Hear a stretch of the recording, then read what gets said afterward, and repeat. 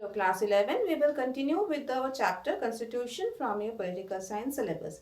In the earlier two videos, you have learned about the definition of the Constitution and learn about the written and unwritten Constitution. Today, we will take up the remaining portion of the chapter.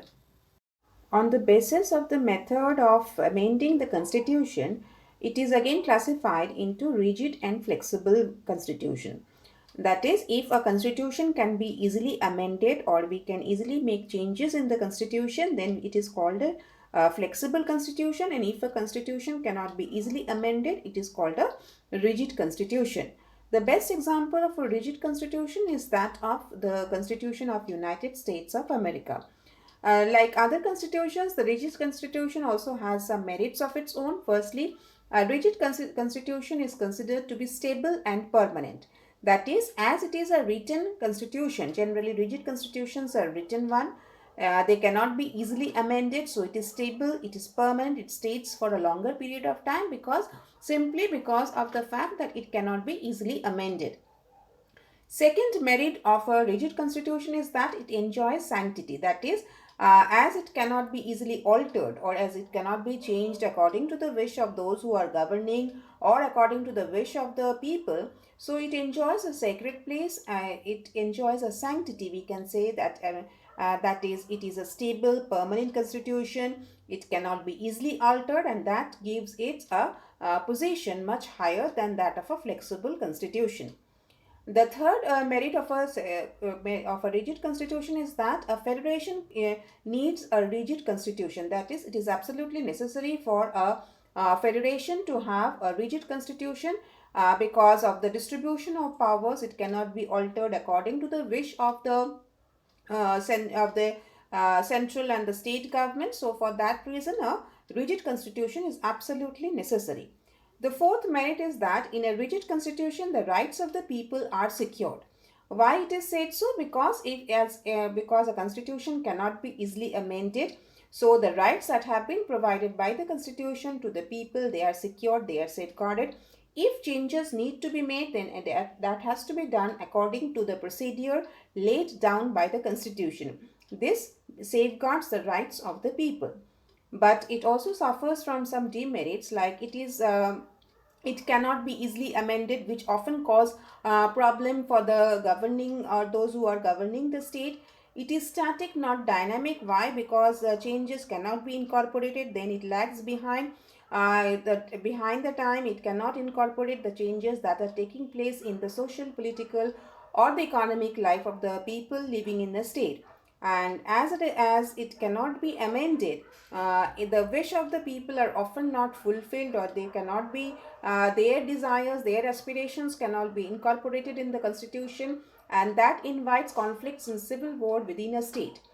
It also develops conservatism. It is related to the second demerit, that is, as it cannot be easily amended. So what we find, that it is conservative in nature. It cannot accept the changes that are taking place, and it lags behind. So these are the merits and demerits of a rigid constitution.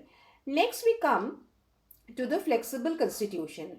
As I have already told you, that a constitution that can be easily amended or it can be changed, then that is known as a flexible constitution.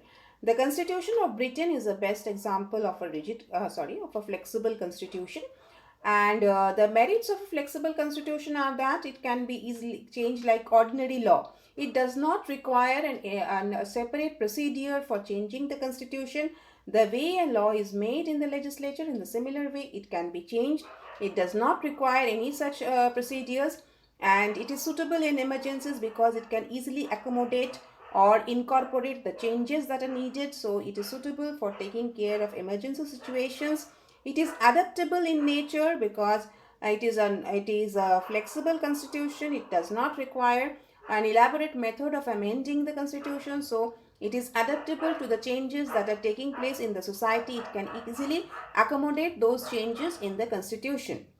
Moreover, a flexible constitution does not need the development of extra constitutional methods, because whatever changes required in the constitution that can be easily made, it does not require any extra constitutional means. The demerits of a flexible constitution are that it fails to command prestige. The sacredness or the sanctity that is enjoyed by the rigid constitution is not found in case of flexible constitution because of the frequent changes that can take place in a flexible constitution. Moreover, the minority interest cannot be safeguarded. It is a constitution that can be easily amended, so the interest of the minority may not be safeguarded in a flexible constitution.